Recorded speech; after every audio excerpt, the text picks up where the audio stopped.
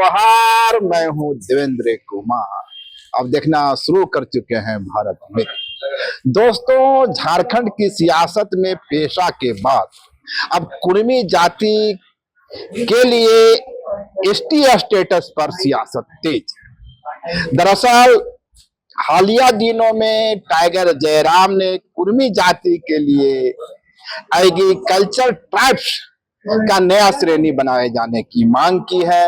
दूसरी ओर बगोदर विधायक नागेंद्र महतो ने विधानसभा में कुर्मी जाति को आदिवासी दर्जा दिए जाने की मांग की है और इसके बाद आदिवासी समुदाय के विभिन्न सामाजिक संगठनों में काफी तीखी प्रक्रिया आ रही है।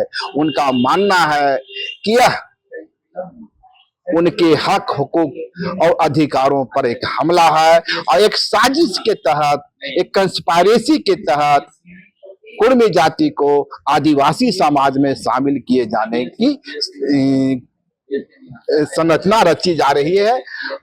लेकिन इस विवाद में या इस आग में घी अखिलेश श्रीवास्तव के उस बयान के बाद आया जब उन्होंने कुर्मी आदिवासी समुदाय के बारे में कई अभद्र टिप्पणियां।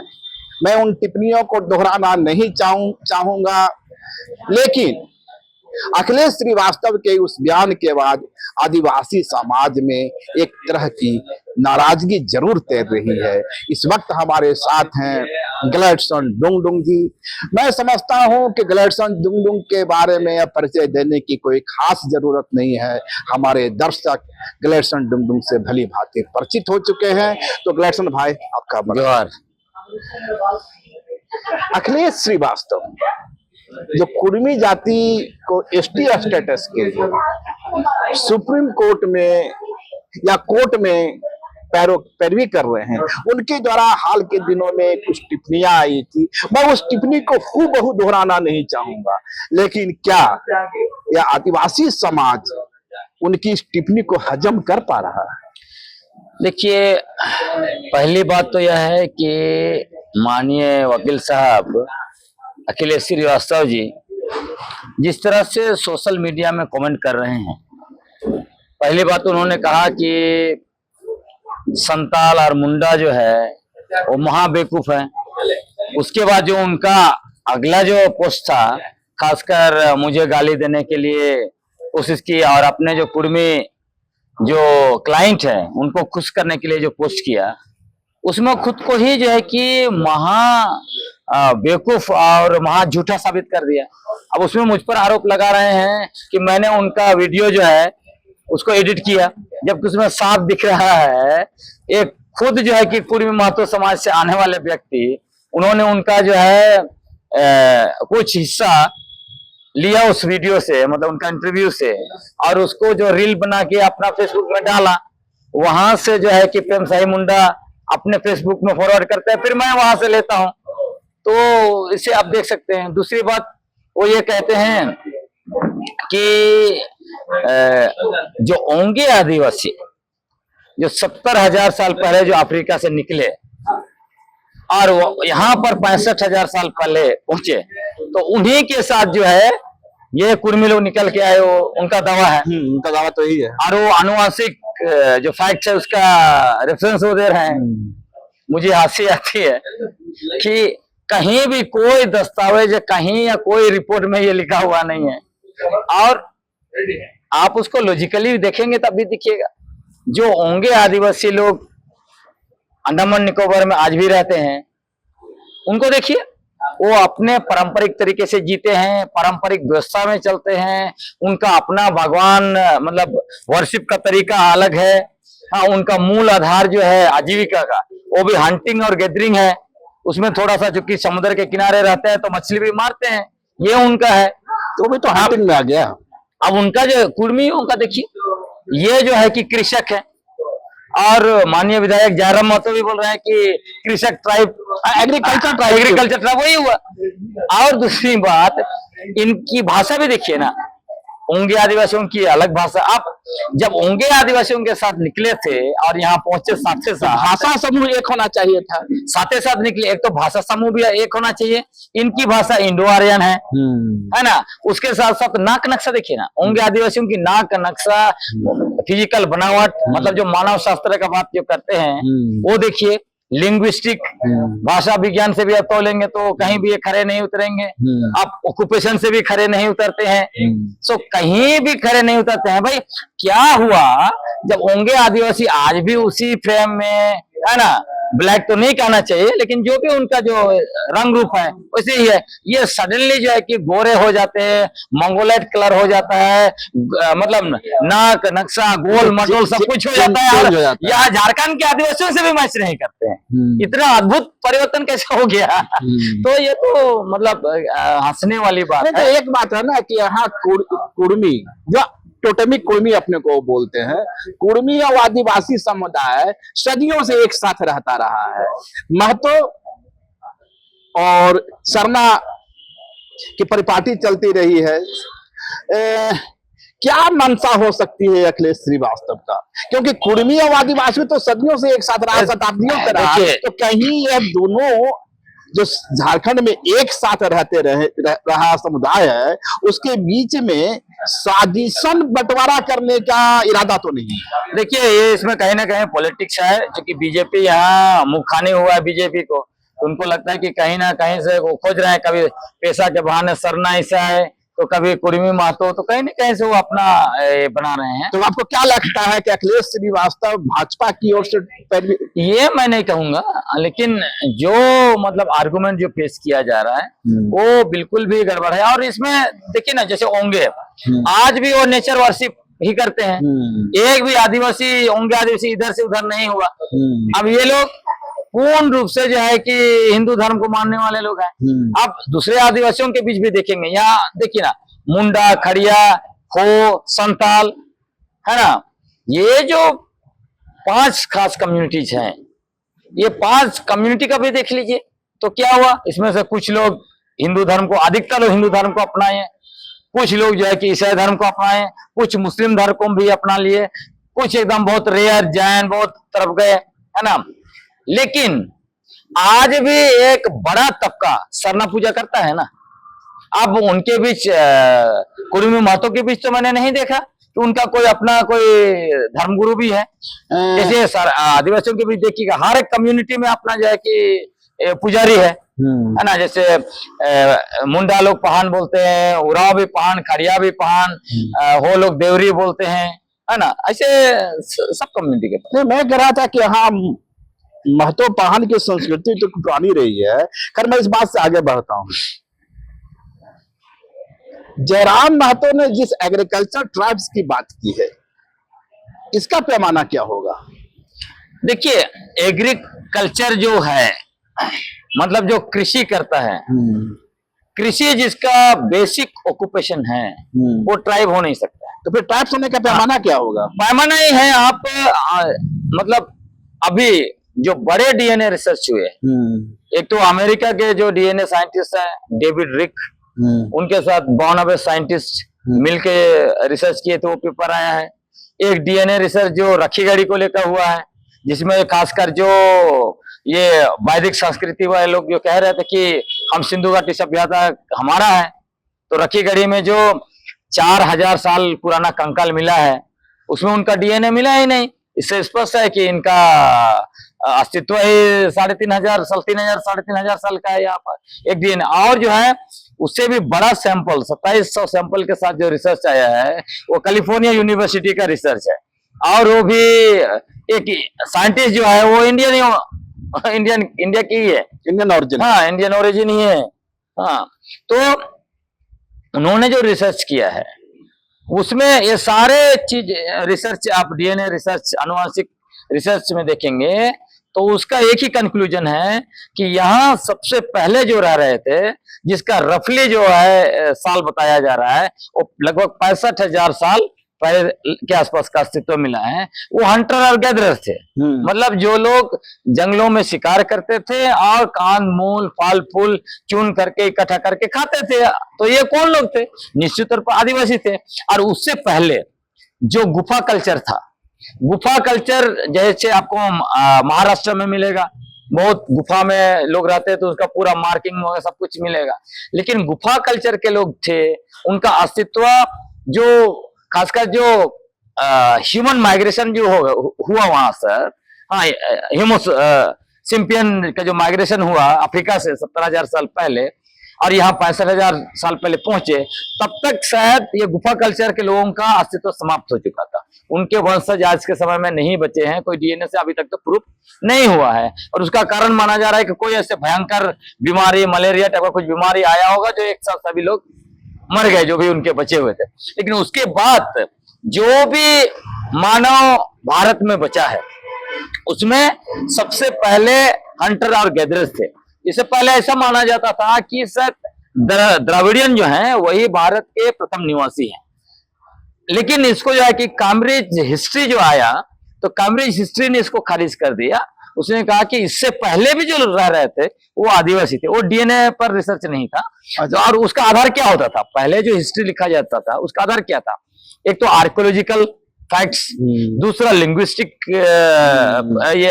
ये प्रूफ होता था, उसके बाद तीसरा जो होता था वो एंथ्रोपोलॉजिकल जो फैक्ट्स होते थे, एविडेंस होते थे वो। उसमें अभी बहुत रिसेंट में आपका डीएनए मतलब ऐड हो गया है। तो अभी के जो हिस्ट्री जो बन रहा है उसमें ये चार चीजें, इन चार चीजों को जोड़ा जा रहा है। तो इन चार चीजों को आप जोड़ेंगे तो आपको कहीं से भी जो है कि कुर्मी महतो नहीं दिखेगा। और ये लोग जो कहते हैं कि 1931 में हम लोग ट्राइब थे, उनका जो अंग्रेजों का सेंसस में, बल्कि 1931 में तो इन लोगों ने चिट्ठी लिखा।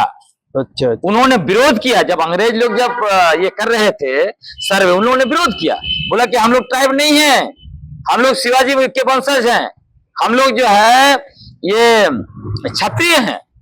ये दावा करके इन लोग का लंबा जो है कि आंदोलन चला। और यहाँ भी आप देखिए, आपको मिलेगा बूटी मोड़ के पास जो शिवाजी का बहुत बड़ा स्टैचू किसने स्थापित किया है, वो सब खोज लीजिए।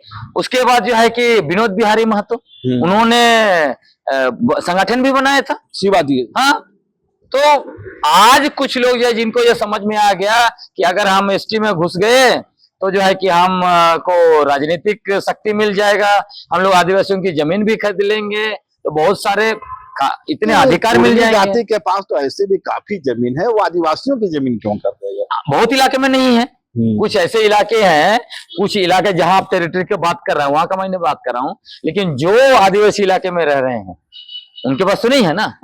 और बहुत सारे ऐसे भी केसेस आए हैं जहाँ कुर्मी महतो ने आदिवासी का जमीन इलीगली, ये भी केसेस वो तो है। पर मेरा जो सवाल था, मेरी बात हो रही थी शीतल ओहदार से। शीतल ओहदार टोटमी कुर्मी विकास मंच या कुछ संगठन चलाते हैं, उनसे मेरा दो प्रश्न था। पहला प्रश्न, क्या कुर्मी जाति अपने को आदिवासी हिंदू मानती है? और दूसरा प्रश्न, क्या वे शिवाजी के वंशज हैं? उन्होंने दोनों तथ्यों को नकार दिया। उन्होंने कहा कि मैं तो जनजाति हूँ, हिंदू हूं नहीं। और दूसरा, शिवाजी उनके आदर्श पुरुष हो सकते हैं लेकिन वे उनके वंशज नहीं है। तो कुर्मी समुदाय तो मान ही नहीं रहा है कि वे हिंदू हैं और शिवाजी के वंशज हैं। देखिए, इसमें दो तीन चीजें। एक तो आपने कहा, इससे पहले जो सवाल किया था कि एग्रीकल्चर ट्राइब। हाँ, एग्रीकल्चर इंडिया में, भारत में कृषि जो है वो कहाँ से आया? कृषि जो है कि इंडिया में मध्य एशिया से आया। आर्यों के नहीं, आर्यों के द्वारा ना, मध्य एशिया से। ये जो ईरानियन एग्रीकल्चरिस्ट थे उनके द्वारा आया। अच्छा अच्छा। आर्य कृषक नहीं थे, आर्य मुख्यतः जो है कि पशुपालक थे। पशुपालक थे। हाँ, क्योंकि जो यूरेशिया जो है, जिसको अंग्रेजी में स्टेपी बोलते हैं, वो पूरा समतल इलाका है, घास का मैदान है, तो इसीलिए वो पशुपालक थे। और वो लोग जो है, रथ का जब आविष्कार हुआ तो उसके बाद रथों में चल के भारत आए आर्य लोग। लेकिन उससे पहले ये जो थर्ड मेजर माइग्रेशन हुआ था, उस थर्ड मेजर माइग्रेशन में ईरानियन एग्रीकल्चरिस्ट यहाँ आ चुके थे, उन्हीं के द्वारा कृषि यहाँ पर आया। और फोर्थ माइग्रेशन जो लगभग 3-3.5 साल पहले हुआ, जिसमें आर्य लोग रथ के घोड़ा से आए जो मेजर, उसके बाद तो अंग्रेज और मुगल ये सब जाते रहे। कुछ आप पुर्तुगीज भी आपको मिलेंगे, कुछ आपको फ्रेंच भी आए, ये छोटे छोटे माइग्रेशन है। तो भारत में मेजर 4 माइग्रेशन माना जाता है। तो थर्ड में माइग्रेशन में एग्रीकल्चर आ गया था, और फोर्थ में जो है कि आर्य लोग आए जो वैदिक कल्चर जो बोलते हैं। तो आप सोचिए, तो कृषि वो लोग लाए, तो इनके पास तो कोई प्रूफ नहीं। मैं तो अखिलेश साहब को भी पूछा कि आप बताइए ना कि कब से कुर्मी महतो हंटिंग गैदरिंग से एकदम जो है कि शिफ्ट हो गए एग्रीकल्चर में। क्योंकि अमूमन यह देखा जाता है पूरे भारत में लगभग 700 से ज्यादा आदिवासी समूह है। उनके पास आप जाइएगा, आज अगर वो खेती भी करते हैं, उसके बावजूद वो देखिएगा कि वो शिकार करने जाते हैं। जंगल से महुआ, ला, करेल, पुटू, खुखड़ी ये सब चुनते हैं। तो हंटिंग और गैदरिंग का कल्चर जो है उनके यहाँ इनबिल्ट है, जो महतो के यहाँ नहीं है। महतो मूलतः क्या करते हैं, खेती करते हैं, सब्जी सब उगाते हैं, बेचते हैं, ये तो दिखता है। तो मतलब ट्राइब है तो एग्रीकल्चर हो नहीं सकता है, वो तो हंटिंग और गैदरिंग ही बेसिक होगा। उसके बाद जिस तरह से ओंगे लोग हंटिंग और गैदरिंग के बाद फिशिंग को ऐड किया है, उसी तरह बाकी आदिवासी हंटिंग और गैदरिंग के बाद एग्रीकल्चर को ऐड किया है। उसी तरह ये अगर कुर्मी महतो आदिवासी होते तो एग्रीकल्चर मेन ऑक्यूपेशन नहीं होता, वो एडिशन होता। ये उनका मेन ऑक्यूपेशन है, और एडिशन में कहीं भी उनका हंटिंग और गैदरिंग भी नहीं है। फिर आप कैसे मानेंगे वो? लेकिन यह सवाल, दूसरी बात आपने जो कहा धर्म, आदिवासी वो रिलीजियस ग्रुप नहीं है, रिलीजियस कम्युनिटी नहीं है। मैं बता दे रहा हूं क्योंकि लोग उठाते हैं सवाल। आदिवासी एथनिक ग्रुप है, उसको हिंदी में आप नस्लीय समुदाय कहते हैं। तो ये जो नस्लीय समुदाय, इसीलिए आप देखिएगा जब एसटी का कैटेगरी भी लगाया गया तो लोकुर कमेटी जो रिकमेंडेशन दिया कि एसटी कौन होना चाहिए, उस रिकमेंडेशन में पहला ही पॉइंट आप देखिएगा, उसमें प्रिमिटिव ट्रेट। प्रिमिटिव ट्रेट क्या है? अगर कुर्मी का प्रिमिटिव ट्रेट ढूंढेंगे तो एग्रीकल्चर आएगा ना। आदिवासी का प्रिमिटिव ट्रेट क्या होगा? Hunting and gathering. तो ये ऐसे ही छट जाते हैं। और दूसरी बात, जब ओंगे के साथ आए थे तो ओंगे तो वहीं रह गए, आप इतना विकसित हो गए, तो मतलब आपका जो दूसरा कैटेगरी आता है इकोनॉमिकली जो है कि डेवलप, उसमें तो आप ऐसे ही छट गए। आप विशिष्ट संस्कृति का मतलब है, विशिष्ट संस्कृति में कहा उनका दिखता है। टेरिटोरी बोलेंगे तो बोल सकता है इधर हम लोग रहते हैं छोटा नागपुर, छोटा नागपुर का एक इलाका वो बता सकते हैं।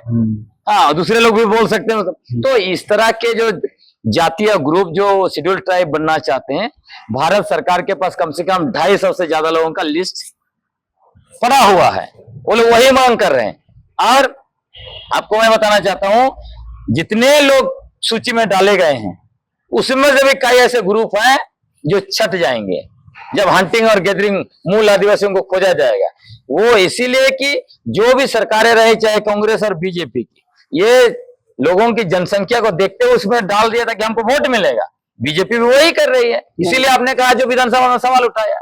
एक चीज है ना, आखिर शीतल ओहदार अपने को हिंदू होने से नकार क्यों रहे हैं?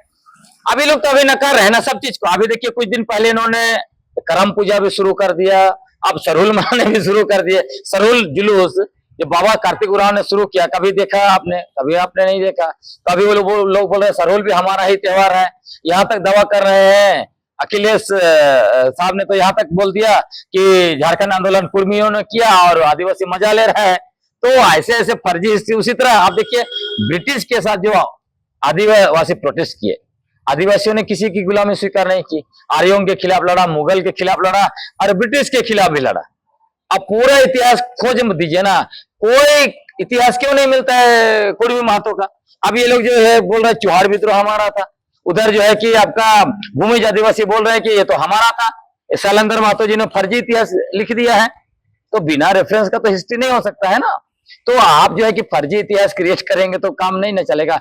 आदिवासियों का इतिहास पर इतिहास है लड़ाई का, इनका कहीं पे कोई नहीं दिखता है। सीएनटी एसपीटी, सीएनटी में जमीन बनाया मुंडा लोग तो खुदकटी राइट्स मिला, खड़िया लोग बनाया भुयारी राइट्स मिला। इनको कोई अलग से राइट एक्ट में क्यों नहीं मिला? तो कहीं तो नहीं दिखते हैं, सब जगह छट जाते हैं और बोलते हैं कि हम भी आदिवासी हैं। भाई आप भी आदिवासी हैं तो आपका जो आप कहते हैं कि आदिवासियों के साथ हमारा भाई बहन का रिश्ता है, तो आपका भाषा का हमारे साथ भाई बहन का रिश्ता क्यों नहीं है? आपका जो है मगही के साथ आपका भाई बहन का रिश्ता क्यों है? आप सडनली इंडो आर्यन ग्रुप में क्यों चले जाते हैं? भाषा ग्रुप आप ही का है ना।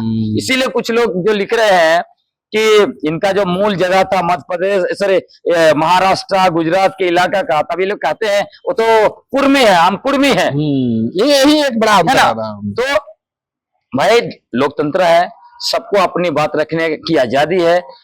250 से ज्यादा लोगों ने अप्लाई, जातीय समुदायों ने अप्लाई किया है, इनको भी करने दी। क्योंकि एक बात समझने की है ना कि अभी अखिलेश श्रीवास्तव यह भी बोलते हैं कि 26% यहाँ आदिवासी है, आदि 17-18% उनका तो दावा खैर ज्यादा है, एक कुर्मी उनके साथ हो जाते हैं तो मोर देन 50% आदिवासी झारखंड में हो जाएगा। उसके बाद यह ट्राइबल स्टेट बन जाएगा। अभी तो एक ट्राइबल स्टेट है ही नहीं। देखिए ये सब आर्गुमेंट बेकार है। वो देखिए जो मैं आर्गुमेंट की बात इसलिए मैं कर रहा हूँ कि हर समुदाय चाहता है कि मेरी जनसंख्या बढ़े, तो फिर आदिवासी समुदाय मैं आपको इसलिए बोल रहा हूँ कि अखिलेश साहब जिस समुदाय से आते हैं वो समुदाय सिर्फ मुनाफा देखता है, बेनिफिट देखता है। अच्छा इसको ऐसे कर देंगे तो ऐसा लाभ मिलेगा। आदिवासी बेनिफिट वाला समाज नहीं है। आदिवासी समाज जो है उसकी इकोनॉमी जरूरत पर आधारित है। अखिलेश साहब जिस समुदाय से आते हैं उसकी इकोनॉमी लालच पर आधारित है, उनका पूरा मार्केट लालच पर आधारित है। इसीलिए जो है पूरा मार्केट में देखिए ना, लोग सिर्फ पैसा ही कमाने जाते हैं।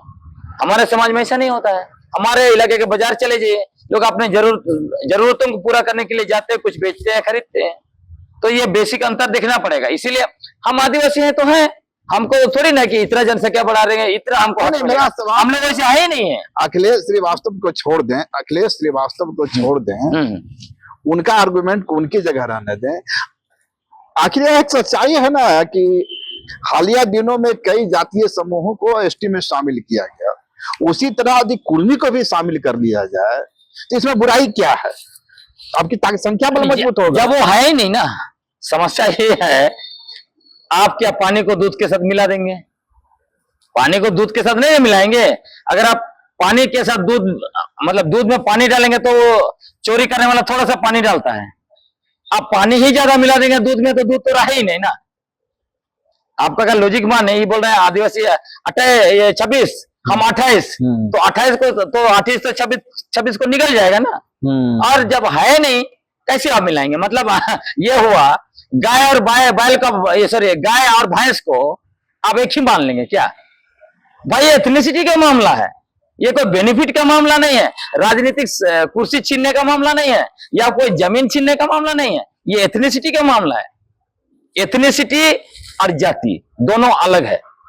पूरा देश में जो वैदिक कल्चर है उसका आधार क्या है? आज जो आप कहते हैं सनातन हिंदू, उसका आधार क्या है? वर्ण और जाति व्यवस्था। उस व्यवस्था में हम आते नहीं है, हम एथनिक ग्रुप में आते, एथनिसिटी में आते हैं। वहां पे व्यक्तिवादी ग्रुप है, हमारे यहाँ समुदायवादी ग्रुप है। एक नैरेटिव आया है शैलेंद्र महतो की, और पूर्व सांसद शैलेंद्र महतो की। वे कह रहे हैं कि जो कुर्मी है वो गैर सरकारी आदिवासी है। जयराम की ओर से आया एग्रीकल्चर आदिवासी, एग्रीकल्चर ट्राइब्स, उनकी ओर से आया गैर सरकारी आदिवासी। तो यह फंडा क्या है? देखिए, यदि वो गैर सरकारी आदिवासी होते, जैसे अभी भी यहाँ उनका दावा है, मैं बता रहा हूं, यदि वो गैर सरकारी आदिवासी होते, उनका कहना मतलब हम आदिवासी हैं, तो दूसरे भी गैर सरकारी आदिवासी है जहाँ यहाँ पे जैसे पातर मुंडा और या कोई और दूसरा भी ग्रुप है, मुझे अभी याद नहीं पड़ रहा है, लेकिन है ऐसे कई ग्रुप है, एसटी सूची में नहीं है। लेकिन वो तो मांग नहीं कर रहे हैं कि जब तक हमको नहीं बनाते हो तब तक पेशा कानून मत लागू करो। वो ये मांग नहीं कर रहा है कि हमको नहीं शामिल कर रहे हो इसलिए अनुसूचित क्षेत्र को हटा दो। शैलेंद्र महतो ऐसा मांग कर रहे हैं। शैलेंद्र महतो ने मांग किया। एक महतो भाई ने झारखंड हाईकोर्ट में केस भी किया था। अच्छा। कि अनुसूचित क्षेत्र हटा देना चाहिए क्योंकि आदिवासियों की जनसंख्या जो है 50% से भी कम हो गया। 112 ब्लॉक में जो है 50% भी नहीं है। और शैलेंद्र महतो हमेशा बोलते रहते हैं कि झारखंड का कोई भी जिला जो है कि अनुसूचित क्षेत्र में नहीं होना चाहिए, क्योंकि आदिवासियों की जनसंख्या कोई भी जिला में 50% नहीं है, ये तो उनका कहना है। और वो जानते हुए अनजान बनते हैं कि अनुसूचित क्षेत्र का आधार जनसंख्या नहीं है। अनुसूचित डिस्ट्रिक्ट कब घोषित किया गया? 1874 शेड्यूल डिस्ट्रिक्ट एक्ट उनको पढ़ना चाहिए। क्या उसमें जनसंख्या आधार है? चुटिया, नागपुर और संताल परगना था उस समय में। और वो आते आते फिर government of India act 1919, government of India act 1935 में एक्सक्लूडेड एरिया और पार्शियली एक्सक्लूडेड एरिया धारा 91 और 92 में आ गया, है ना। और वही 5वीं और 6वीं सूची में आया। जब संविधान बना कहीं बताया गया कि यहाँ पे जनसंख्या के आधार पर अनुसूचित क्षेत्र होगा? पहली बार ढेबर कमीशन ने कहा कि नए अनुसूचित क्षेत्र बनेंगे तब वहां पर होगा। लेकिन ये क्या बोलते हैं शैलेंद्र महतो जी? बोलते हैं अनुसूचित क्षेत्र में जनसंख्या इनकी खत्म हो गई, अब हटाओ।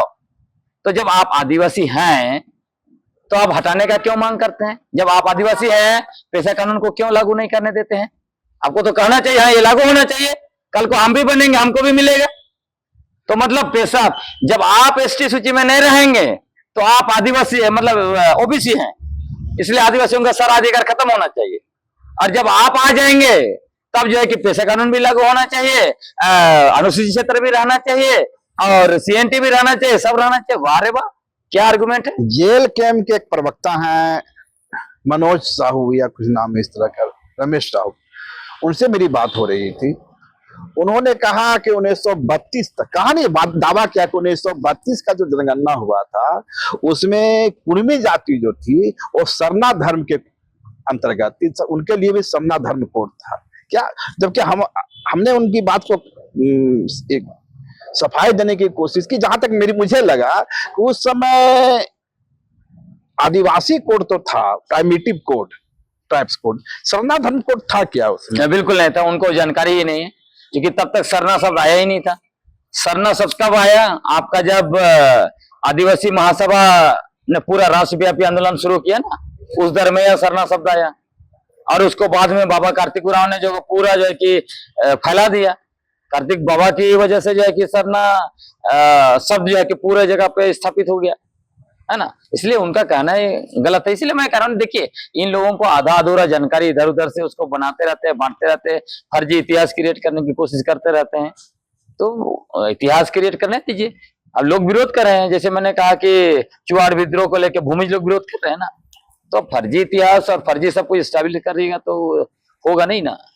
तो क्या कुर्मी जाति को आदिवासी दर्जा दिए जाने का एसटी समुदाय विरोध करेगी? निश्चित तौर पर विरोध करा भाई। आप जब खुद कह रहे हैं, जैसे माननीय विधायक जयराम महतो को कह दिया ना, एक अलग कैटेगरी रखिए जिसमें कृषक या एग्रीकल्चर ट्राइब्स रखिए। तो जयराम महतो का भी तो विरोध हो रहा है। तो उसी को तो कहना है। जब आप, उससे क्या समझ में आता है? जब आपके मुंह में पहले ही जो है कि एग्रीकल्चर आता है, इससे क्या साबित होता है? इसका मतलब ही है कि आपने दिल से महिबान मान लिया है कि आप उसमें नहीं है। आप जानते हैं हकीकत कि आप नहीं है, लेकिन वो एक जबरदस्ती मानना। और सबसे बड़ी बात है कि वो अपना जनसंख्या दिखा के इनको लग रहा है कि चूंकि बीजेपी यहाँ से सत्ता से निकल गई है, अगला 20 कम से कम 10 साल तक यहाँ सत्ता में आने का कोई दिख नहीं रहा है। अभी जी बीजेपी में कोई ऐसे नेता भी नहीं है, कोई उम्मीद नहीं लग रही है। तो इनको लग रहा है कि चलो कुर्मी महतो वाला मामला गरमाओ, बीजेपी इश्यू बनाएगी तो हो सकता है कि सत्ता में आने के लिए हम लोग को एसटी सूची में डाल देंगे। यही सब खेल चल रहा है। जयराम महतो का जो एग्रीकल्चर ट्राइब्स का दावा था या मांग थी, उसका तो खुद आदिवासी कुर्मी समुदाय ही विरोध कर रहा है ना। वो उनका तो कहना है कि नहीं, जयराम महतो जो है समाज को गति कर रहा, मिसलीड कर रहा है। तो आप उनका नेता है सुदेश महतो के बाद बड़ा उभरता चेहरा तो वही है कुर्मियों का नेता, और तो कोई है नहीं।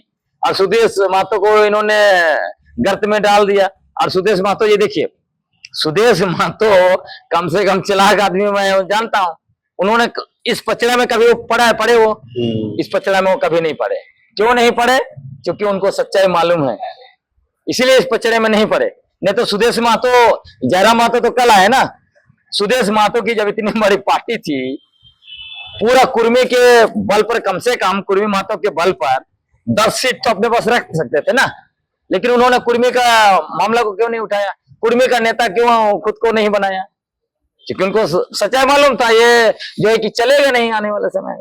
बहुत बहुत धन्यवाद गिलर्सन भाई, आपने समय दिया। धन्यवाद।